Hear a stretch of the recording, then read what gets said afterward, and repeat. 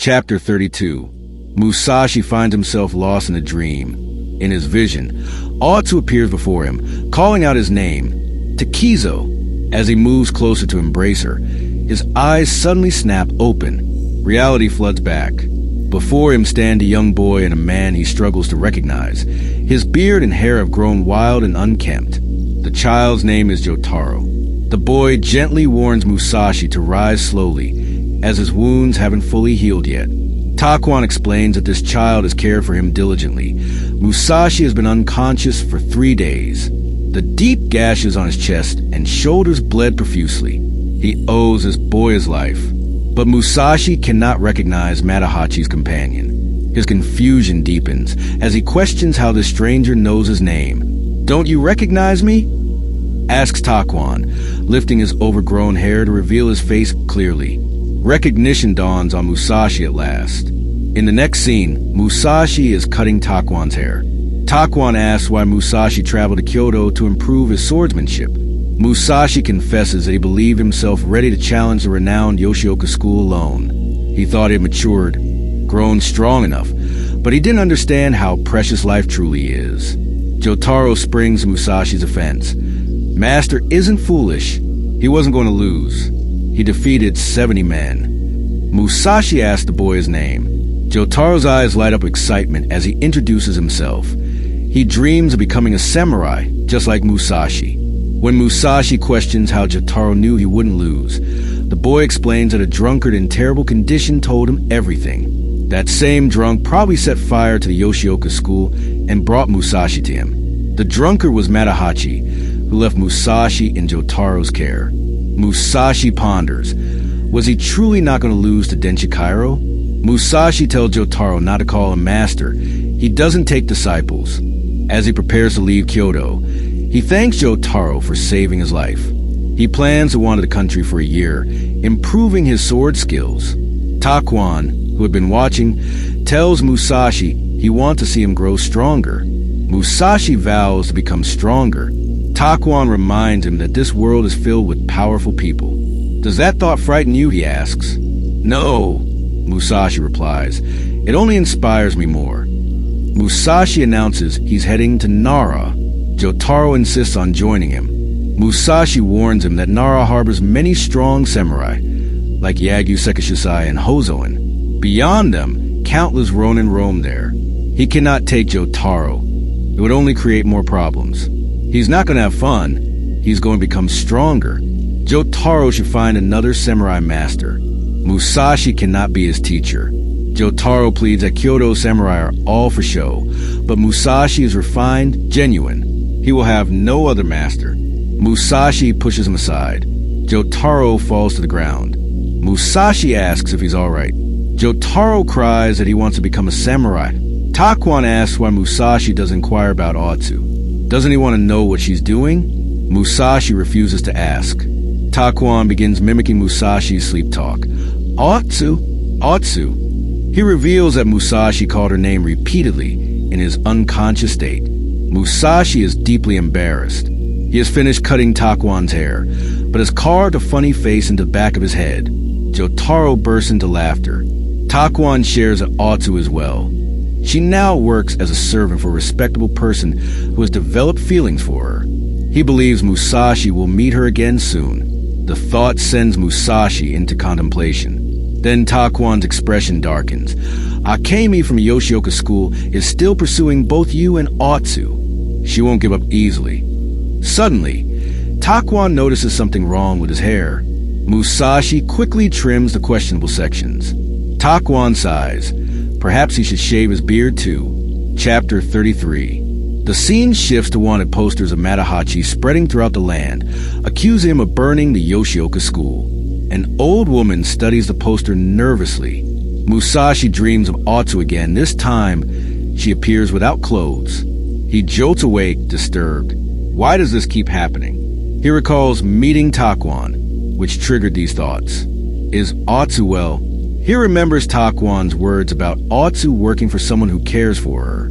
He reminds himself that he chose the path of the sword. Why is he thinking about Otsu? He's such a fool. In the next scene, we see the Yoshioka school completely burned to ashes. A flashback reveals the night it burned. Seijiro arrives, asking if Miyamoto Musashi did this. He stands silently, watching his school burn. Denshikiro asks how his brother could let this happen. If they don't crush whoever did this, the Yoshioka name will be ruined forever. Seijiro stands motionless, watching the flames consume their legacy. The Yoshioka school has fallen. Some believe it's for the best. Without Master Kempo, the school couldn't survive anyway. Seijiro is just a playboy, incapable of leading. A warrior overhears these cruel words. The townspeople remain unmoved by the tragedy. All of Master Kempo's memories, buried in that school, have turned to ash. At the school's ruins, disciples work to clear the debris. One shouts that a Ronin is approaching. It's Denshikiro. He tells them this tragedy presents an opportunity. He will become even stronger. There's only one person besides his father from whom he can learn. He asks them to maintain the school. Denshikiro hands a letter to one disciple, instructing him to deliver it to Musashi if he returns. It contains the date of their next battle. Remembering his father, Denshikiro departs from Kyoto. Meanwhile, Denshikiro searches a shop for information about Miyamoto Musashi. He learns Musashi stayed there briefly. When Denshikiro asks if Musashi mentioned his destination, the owner recalls overhearing something about heading toward Nara. Denshikiro leaves. The shopkeeper tells another customer how terrifying the Yoshioka position's intensity was. They gossip about the Yoshioka school's misfortunes. First, a stranger Ronin caused chaos and nearly matched their strength. Then the entire school burned down. The school has never suffered such humiliation. Their laughter stops when they notice Denshikiro standing outside, having heard everything. He enters slowly and speaks coldly. You have nothing to do with our lives, yet you rejoice in our disgrace. Do you make your miserable existence feel better by mocking us? Do you realize by whose mercy you're still alive? With terrifying speed, Denshikiro attacks the shop owner, but stops his blade just before contact. You're so pathetic you're not even worth killing, he says, then cuts off the owner's hair instead. Remember this, Denshikiro declares. From today, I am the Yoshioka school, and I will never let Miyamoto Musashi escape. Chapter 34. Denshikiro travels toward Nara, reflecting on Musashi. He's like me, living only by the sword. If Musashi visits every famous school along the way, tracking him will be simple. Every encounter will be an opportunity to grow stronger. The thought excites him. Musashi and Takwan move through the forest. Jotaro follows behind them. Musashi tells Jotaro to stop following. Jotaro insists he isn't following. He's just going in the same direction. Musashi and Takwan suddenly sprint away. Jotaro chases after them, crying for them to stop, but they abandon him. Jotaro runs until he can run no more, sobbing. Later, Takwan asks if Musashi truly wants to abandon the boy. Musashi explains that he has enough problems of his own. It's better this way. Takwan observes that caring for a child is also a form of training. Perhaps Musashi isn't ready for it. This reminds Takwan of what Musashi once said to Otsu. We see a flashback from over a year ago, when Takwan first gave him the name Musashi. Otsu told Musashi she informed Akemi she would no longer serve the Yoshioka family. She wanted to come with him on his journey. Musashi refused. You'd only interfere with my training. Otsu was devastated. Takwan mimics Musashi's expression from that day. I've never heard of anyone training with a woman. Besides, I have my own problems. Takwan tells Musashi that's exactly what he said to Otsu back then. He was just trying to sound sophisticated. What advice would he give his past self? In the next scene, Matahachi arrives at a shop. He asks the owner about Musashi. The owner mentions Musashi was heading toward Nara. He adds that Musashi is a good person who will surely make a name for himself someday. Matahachi thinks bitterly. They grew up together. If Musashi can succeed, so can he. Just then, Kyoto officials arrive. Matahachi freezes in fear. They hand the owner Matahachi's wanted poster, ordering him to display it prominently. The owner studies the poster. This is terrible. Perhaps someone has a personal grudge against this man. Then he realizes the wanted man is the same person who just asked about Musashi.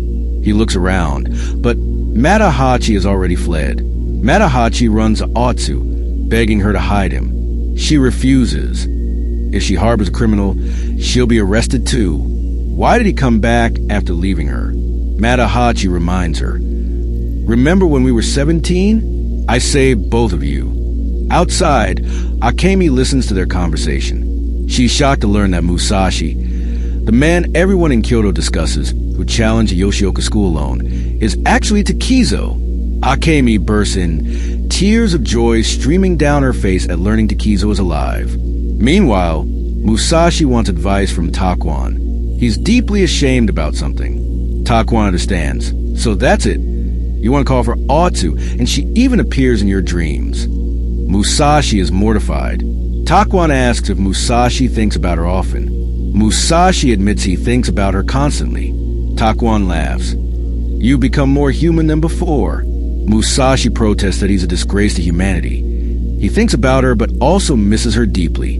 Takuan asks how monks handle such distractions. Musashi feels embarrassed even asking. Takuan picks up 2 thick wooden sticks, handing one to Musashi.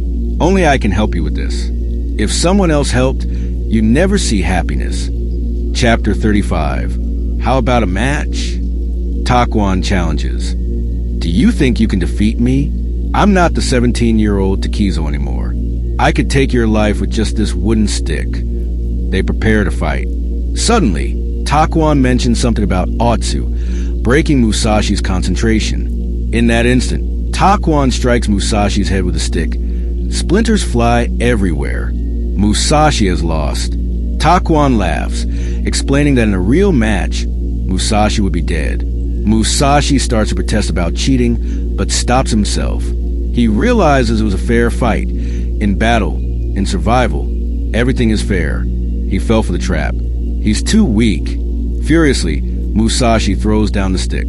Takuan points out it's fortunate. It was just a stick and not a real sword. Musashi storms off, angry at himself.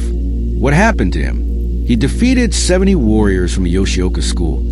Did he really just fight well? Has he become arrogant? He's a fool who only thinks about Otsu. He's become worthless. He jumps into a cold pond to clear his head. Continuing in next part due to length. The people of Kyoto have expelled Matahachi from the city.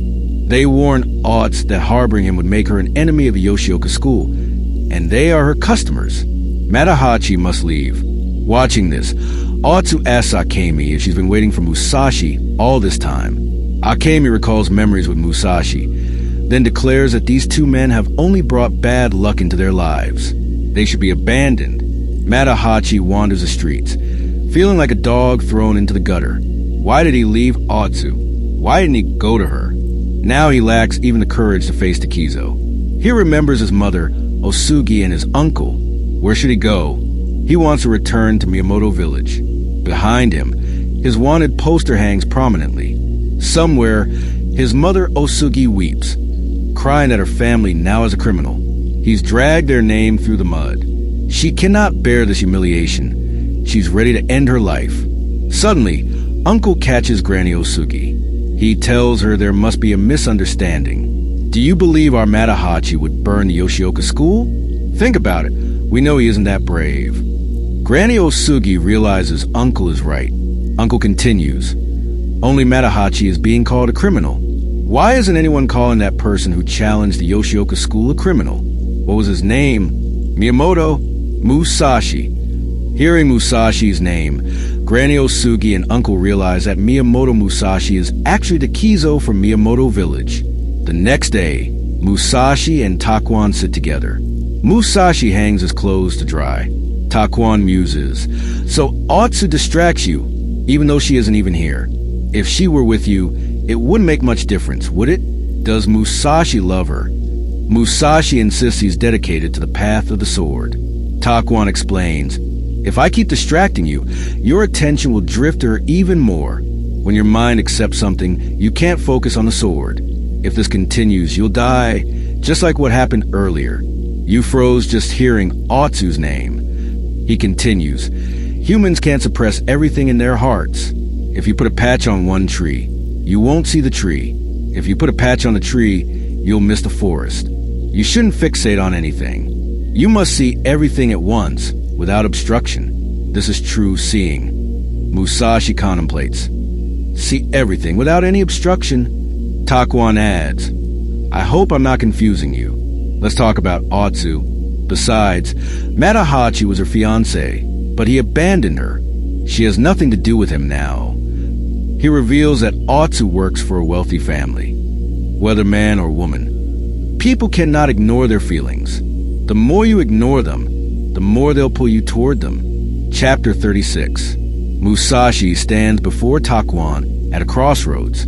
Two paths stretch before them. Takuan explains this is where they part ways. Will you come with me or follow your own path? Musashi decides to walk his own path. The narrative shifts to Hozoin, a small temple in Nara within the Kafukaji temple complex. It's famous for its unique spear technique practiced by the monks there. We see monks training with their distinctive spear methods. Musashi sits beside a well, washing his face. He reflects on when he was 17. Everyone ignored him, called him a demon, but his single-minded focus on the sword made him strong. Now, thoughts of Otsu make him feel weak. He remembers Takuan's words. Impure thoughts are distracting you from the way of the sword. Impure thoughts. Musashi protests internally. Otsu isn't impure. My thoughts about her are. Takuan had said, do you think these thoughts prevent you from becoming a true warrior? If you suppress them, they'll eventually burst out and trouble you even more. You're the person who does extremely dangerous things for your sword, who plays pranks on me, and who thinks about Otsu while despising yourself. These are all aspects of your personality. This is all you. Know yourself and accept yourself. You should train in this as well. With that, Takuan had departed.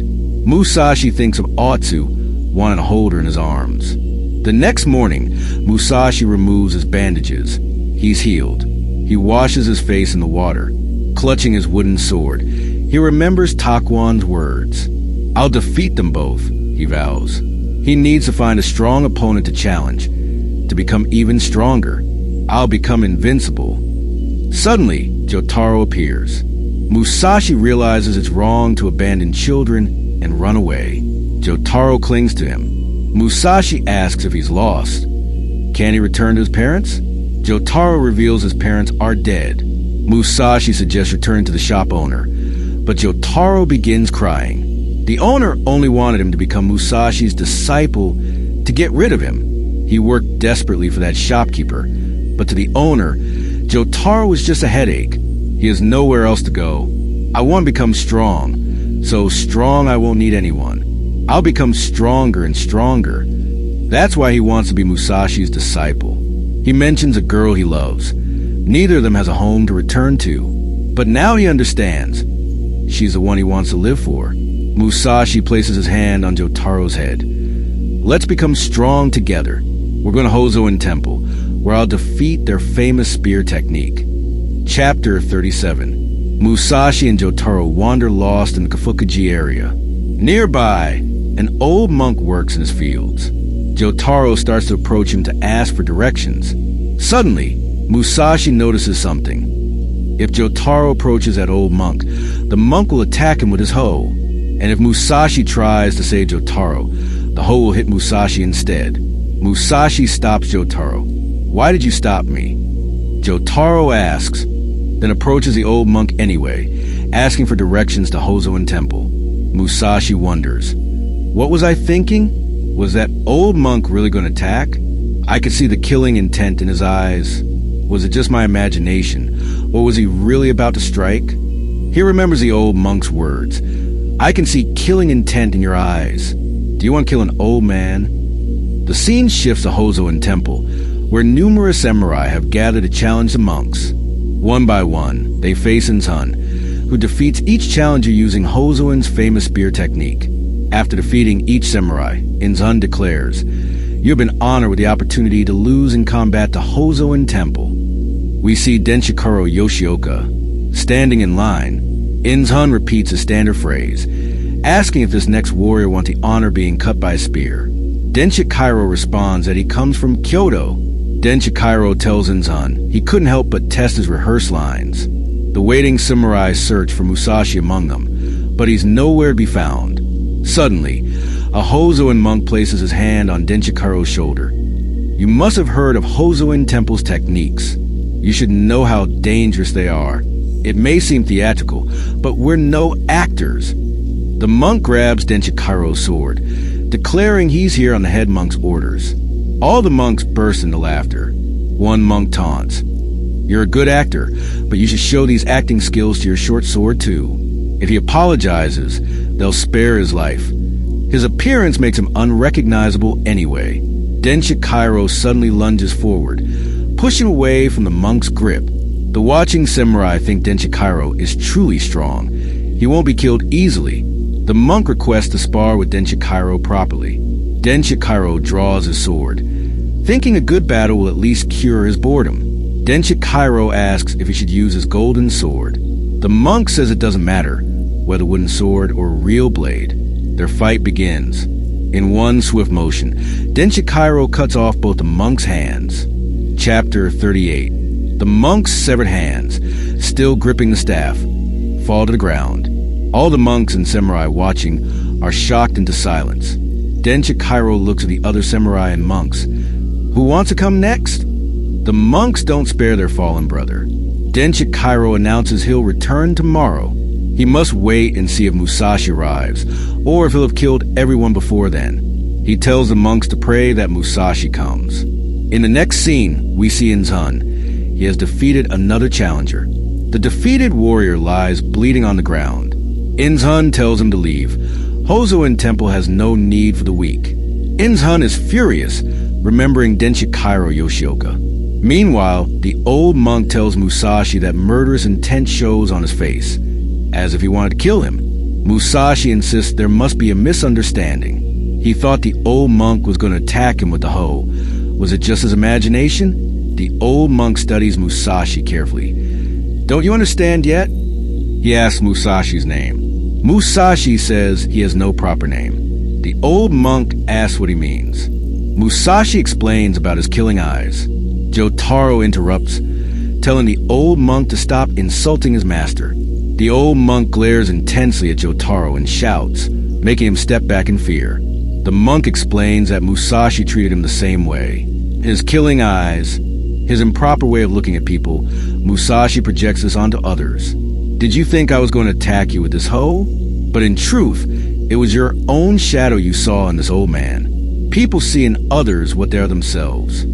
The old monk continues. Musashi sees his own bloodlust projected onto everyone. This leaves Musashi stunned, deep in thought. The old monk asks how many people Musashi has killed. However many you've killed, they weren't your enemies, unless you force them to become your enemies. Your bloodlust turns everyone around you into enemies. How many more will you kill? After this encounter, Musashi and Jotaro depart. Jotaro complains that the old monk was talking nonsense. He should have just given him directions to Hozoin Temple.